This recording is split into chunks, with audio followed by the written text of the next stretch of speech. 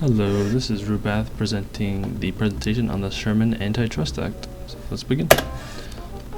So for context, before the Sherman Antitrust Act that was enacted in 1890, many monopolies were dominating their own respective industries, such as the Standard Oil Trust with oil and the Carnegie Steel Company with steel. So these monopolies would effectively interfere with trade, reduce economic competition, and did so via fixing prices, limiting industrial production, as well as other illegal ways to ensure that they control the market, such as getting rebates from the train companies. The main way this was done was through the use of trusts, which allowed like the stockholders of multiple companies to transfer the shares to a single group of board of directors called trustees, which allowed that board of directors to effectively control, multiple companies' policies at the same time. So what happened is the trustees would decide that they wanted to lower the prices to undercut the competition at a price that the competition could not compete at, and force them out of the business or be bought out, and that was how they managed to become a monopoly. The audience. So the primary group that was targeted by the Sherman Antitrust Act were the monopolies that control the key industries like oil, steel, and the railways. They did that by saying that the trusts were outlawed, and as were any intrusion of fair trade or fair competition. And then a group that was supposed to be helped by this were consumers, as before they had to always deal with the exorbitant prices for necessary goods because of monopolies. So once the competition was gone, the monopolies would stop undercutting the price and lift them again, which would make it, not it's obviously not good for the consumer to have to pay more.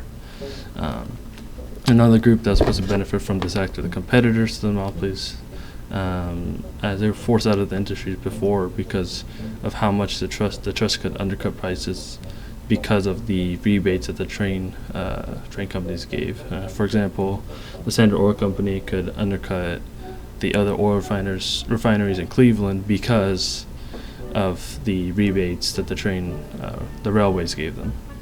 And then lastly, I didn't write this, but one group that did benefit was the muckrakers. They were the ones that brought this to the public's eye. They brought attention to this issue in the first place, and one obviously would be Ida Tarbell with the observation of how much the Standard Oil Company was abusing its powers.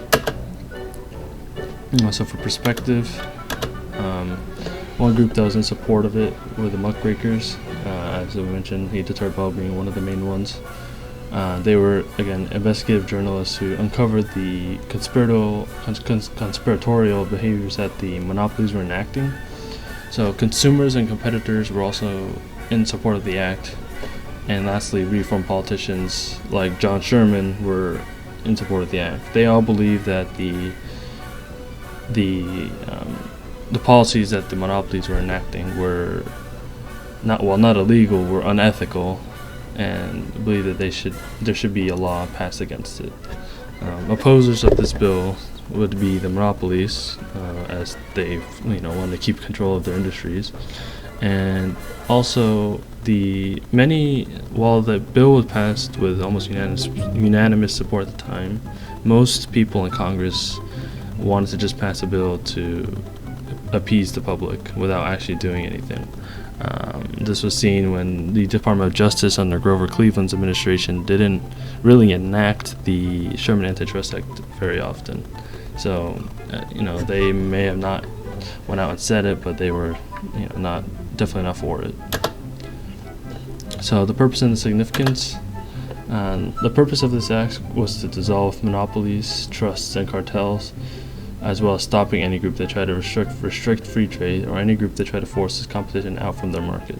So essentially, the whole point of this act was to be able to restore competition back to the free market. The whole point of, in their minds, the whole point of capitalism was to have this competition, to be able to lower prices, to have better, to be as efficient as possible.